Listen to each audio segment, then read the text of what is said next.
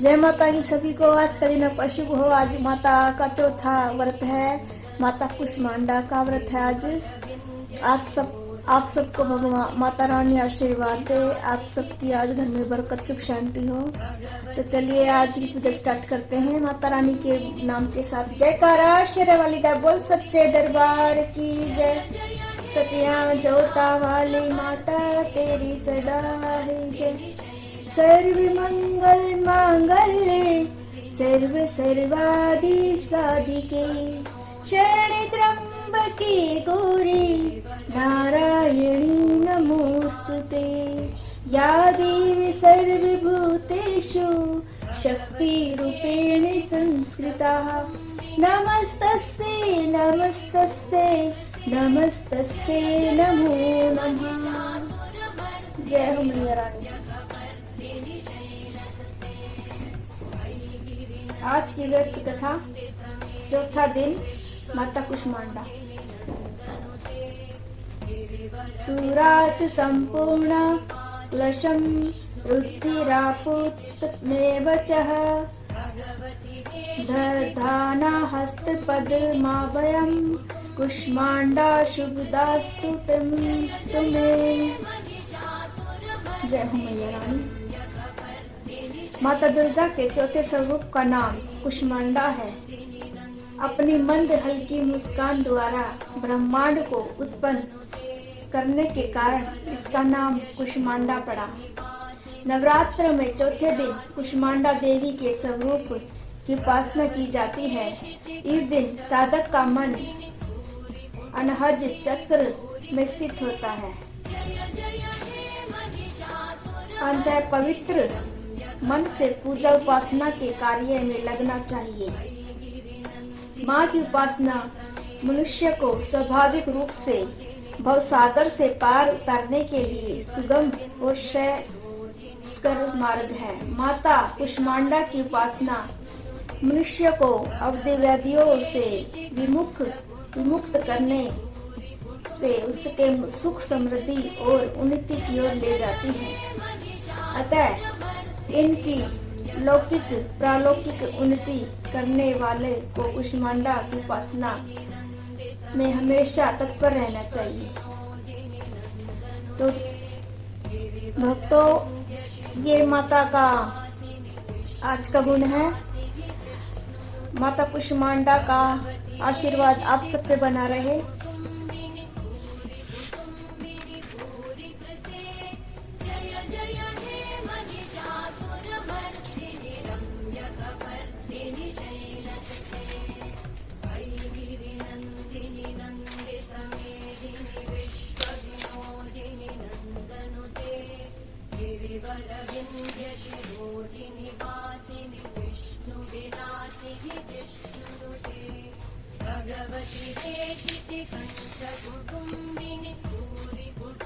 देवी की स्तुति, अंबिका के रूप की प्रशंसा। ओम श्री बोले। प्राचीन काल में शुंभ निशुंभ नामक दो राक्षस ने बलि के मध्य में भयंकर इंद्र त्रिलोकी का राज अपने यज्ञों का भाग छीन लिया। तत्पश्चात इन दोनों असुरों ने सूर्य, चंद्रमा, कुबेर, यम, वरुण के अधिकार भी छीन लिए। वायु और अग्नि के अधिकार भी छीन कर उस देवताओं को उसके राज्य से निकाल दिया। इस प्रकार देवतागण दोनों राक्षसों से पराजित होकर स्वर्ग से निकाल दिए जाने पर अपराजित भवानी देवी का स्मरण करने लगे। वे सोचने लगे कि भगवती देवी ने हमें पहले वरदान दिया कि देवताओं पर विपत्ति आने पर मैं तुम्हारे स्मरण करने पर समस्त आपत्तियों का समूल नाश कर दूंगी। ऐसा सोचकर सब देवी देवता इंद्र के साथ हिमालय पर्वत पर विष्णु के माया देवी की स्तुति करने के लिए गए। देवता बोले, देवी महादेवी और को हम नमस्कार करते हैं, शिव को नमस्कार करते हैं, प्रकृति अम्बद्रा को प्रणाम करते हैं। हम नियम पूर्वक जगदम्बा को नमस्कार करते हैं, रुद्रा को प्रणाम करते हैं, नित्या और गौरी धात्री को बारंबार प्रणाम करते हैं। ज्योतिषमयी चंद्र रूपायणी एवं सुख स्वरूपा देवी को नमस्कार करते हैं। शरणागत को कल्याण करने वाली सिद्धि रूपा देवी को बारंबार नमस्कार करते हैं। राक्षसों की लक्ष्मी, राजाओं की लक्ष्मी, सर्वाणी शिव पत्नी को प्रणाम करते हैं। दुर्गा देवी को दुर्ग स्थलों को पार करने वाली दुर्गा, पारा को सारा, सर्व कारणि, खयाति, कृष्णा, धूमावती एवं सदैव नमस्कार करते हैं। अत्यंत सौभाग्य, अत्यंत रुद्रा रूपा को हम नमस्कार करते हैं। उन्हें हमारा बारंबार नमस्कार। जगत की आधार विभूति कृति देवी को बारंबार नमस्कार करते हैं। जिस देवी को प्राणी मात्र विष्णु की माया कहते हैं उसको नमस्कार करते हैं। जो देवी समस्त प्राणियों को चेतना कहलाती है उसको नमस्कार करते हैं। जो देवी संपूर्ण प्राणियों की बुद्धि स्वरूप स्थित है नमस्कार करते हैं। जो देवी सब प्राणियों में निद्रा रूप में विराजमान है उसको नमस्कार करते हैं। जो देवी संपूर्ण प्राणियों में सुखता रूप में विराजमान है उनको प्रणाम करते हैं।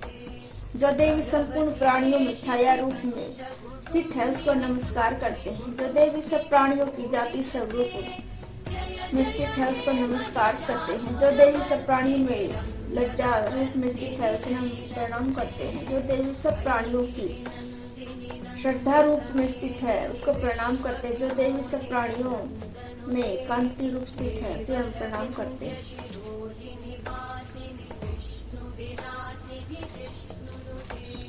भगवती देशिति कंठ कुटुंबिनी भूरि कुटुंबिनी भूरि कृते जय जय हे महिषासुरमर्दिनि रम्यकवर्दिनि शैलसुते। पूर्ण काल में देवताओं ने अपना अभीष्ट फल पाने के लिए जिस भक्ति की स्तुति की है और देवराज इंद्र ने बहुत दिनों तक उसका सेवन किया है,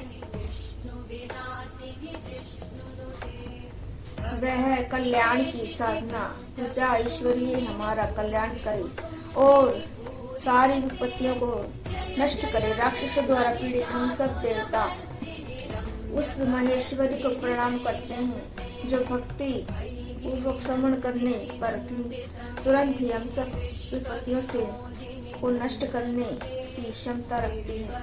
वह जगदम्बा इस समय हमारा कल्याण करके हमारी संपूर्ण विपत्तियों को दूर करने की कृपा करे। श्री मेधा बोले, महर्षि वेदा बोले, हे राजन, इस प्रकार जब सब देवी देवताओं को स्तुति कर रहे थे तो उसी समय देवी पार्वती गंगा में स्नान करने के लिए आई। उस समय पार्वती जी ने देवताओं से कहा, आप लोग इस समय उनकी स्तुति किसकी स्तुति कर रहे हैं? तब उनके शरीर कोश से प्रकट होकर शिवा बोली, हे देवता, शुंभ दैत्य द्वारा निष्कर्षित संग्राम में शुंभ दैत्य से पराजित हुए मेरी स्तुति कर रहे हैं। पार्वती जी के शरीर कोश से उसी समय अंबिका देवी प्रकट हुई तो समस्त लोकों में कौशिकी नामक से प्रसिद्ध हुई। जिस समय पार्वती जी के शरीर कोश से अंबिका प्रकट हुई उस समय से पार्वती जी का शरीर काले रंग का हो गया और तब से उनका नाम कालिका देवी पड़ गया और वे हिमालय पर निवास करने लगी।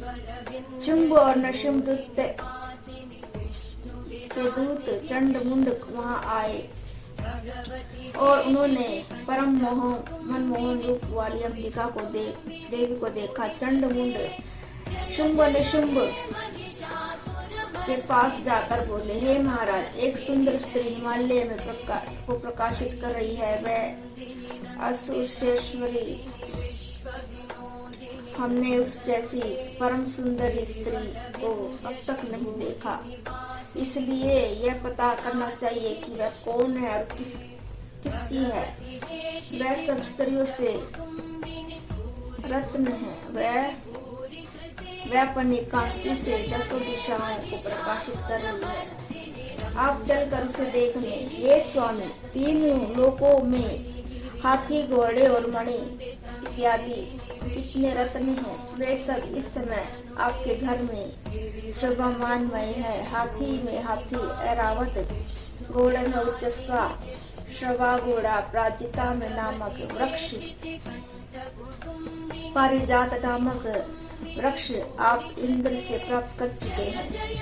हंस सहित रत्न जड़ित ब्रह्मा जी का अद्भुत विमान भी आपके पास है। महापद नामक नित्य आपके कुबेर से ले ली है, परंतु समुद्र ने आपको कंजनिकी नामक की माला प्रदान की है, जिसके कमल कभी मुरझाते नहीं। सोने की वर्षा करने वाला वरुण का क्षण भी आपके पास है। रथों में श्रेष्ठ प्रजापति का रथ भी आपके पास है। हे असुरराज, मृत्यु के उत्क्रांत नामक शक्ति भी आपने छीन ली है। वरुण का पाश भी आपके पास है। भाई निशुंभ के पास है। निशुंभ ने समुद्र में उत्पन्न होने वाले सब प्रकार के रत्न आप भी आपके अधिकार में हैं, और ऐसे भी 2 वस्त्र अग्नि देव ने आपको दिए हैं, जिन्हें अग्नि नहीं जला सकती। हे दैत्यराज, इस प्रकार सभी रत्न रूपी वस्तुएं आप संग्रह कर चुके हैं।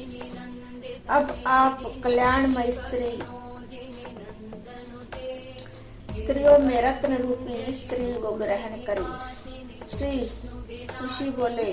चंडमुंड के वचन सुनकर शुंभ ने सुग्रीव नामक राक्षस को अपना दूत बनाकर देवी के पास भेजा। सुग्रीव ने शुंभ से कहा कि तुम मेरी ओर से इस प्रकार कहना और ऐसा उपाय करना कि जिससे वह प्रसन्न होकर यहाँ शीघ्र आने को तैयार हो जाए। सुग्रीव शीघ्र पर्वत के उस स्थान पर पहुंचा जहाँ वह देवी बैठी हुई थी। वह स्थान अत्यंत सुंदर था। वहां पहुंचकर सुग्रीव ने मधुर वाणी में देवी से कहा, हे देवी, दैत्यों के राजा शुंभ ने, जो तीनों लोकों के अधिपति है, मुझे आपके पास भेजा है। उनकी आज्ञा का उल्लंघन करने का साहस किसी देवता में भी नहीं है।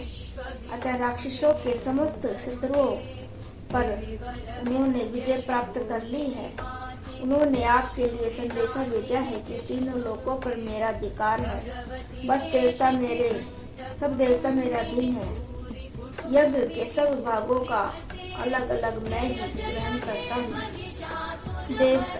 तीनों लोकों के उत्तम रत्न के हम स्वामी हैं। इंद्र का ऐरावत हाथी भी मेरे पास है। समुद्र मंथन में उत्पन्न उच्चस्वा श्रवा नामक घोड़ा भी मेरे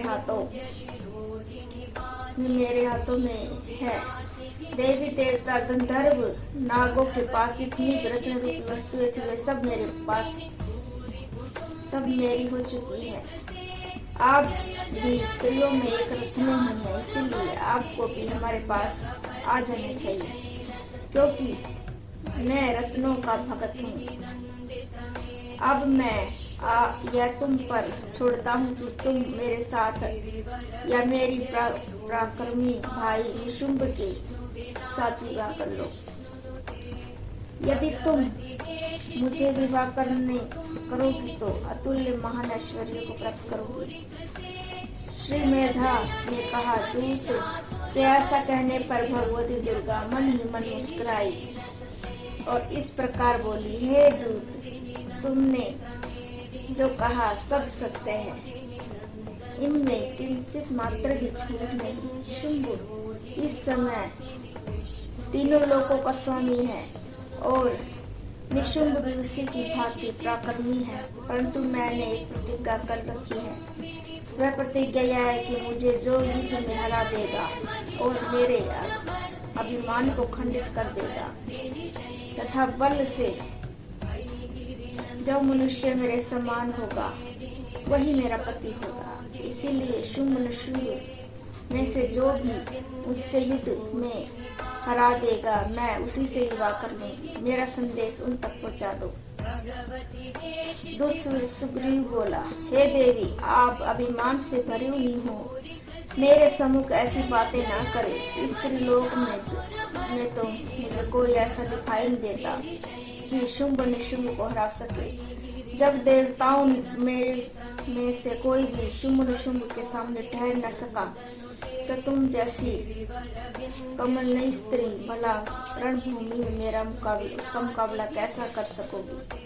तुम मेरा कहना मानकर शुंभ निशुंभ के साथ चले जाओ। ऐसा करने से तुम्हारा गौरव की रक्षा होगी, अन्यथा जब वे तुम्हारे केश पकड़कर तुम्हें घसीटते ले जाएंगे तब तुम्हारा गौरव नष्ट हो जाएगा। देवी बोली, शुंभ निशुंभ मेरे बड़े बलवान हैं, यह ठीक है, परंतु मैं उनकी प्रतिज्ञा से बंधी हुई हूँ।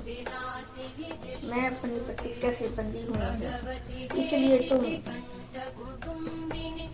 जाओ और मैंने जो कहा है वह आदर पूर्वक असुर राज से कह दो। इसके पश्चात वह जो उचित समझे कर ले।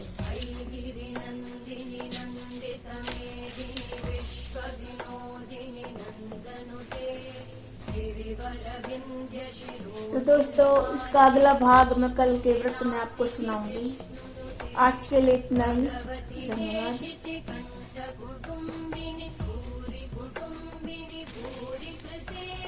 आज की कथा इतनी ही, कल अगला भाग सुनाऊंगी 5वें व्रत में, 6ठा अध्याय कल सुनाऊंगी आपको,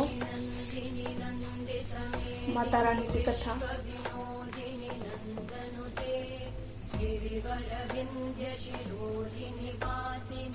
आइए मेरे साथ आरती में शामिल होइए।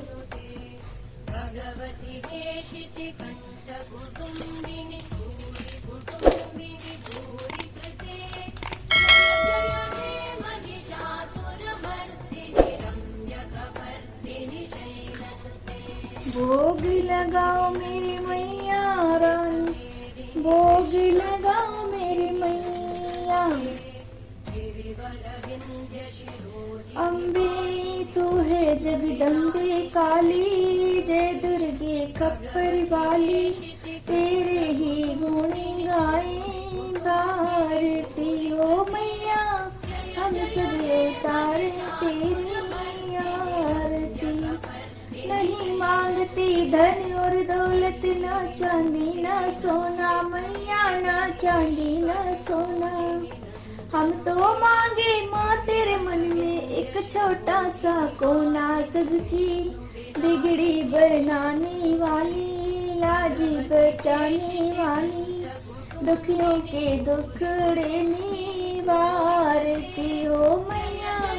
हम सब उतार तेरी आरती।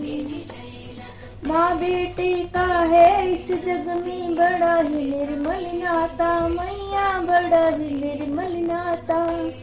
पूत कपूत सुने है माता, माता सुने सुमाता, सबकी बिगड़ी बनाने वाली, लाज बचाने वाली, सतियों के सत्य को सवारती हो मैया। हम सभी उतारे तेरी आरती। जय हो मैया रानी की, जयकारा शेर वालिदा बोल सच्चे दरबार की जय। सचिया जोता वाली माता तेरी सदा ही जय। माता रानी आपको भी आशीर्वाद दे जो आरती में शामिल हुए हैं। आपका बहुत बहुत धन्यवाद। आप सब पे माता रानी की कृपा बनी रहे। आज के लिए इतना ही बोलो, कल फिर मिलेंगे 5वें व्रत कथा में। आपका बहुत बहुत धन्यवाद मेरा वीडियो देखने के लिए। प्लीज़ मुझे सपोर्ट कीजिए। जो नए जुड़े हैं उनको मेरा बहुत बहुत धन्यवाद। माता रानी आप पे कृपा बनाए रखे। जय माता की।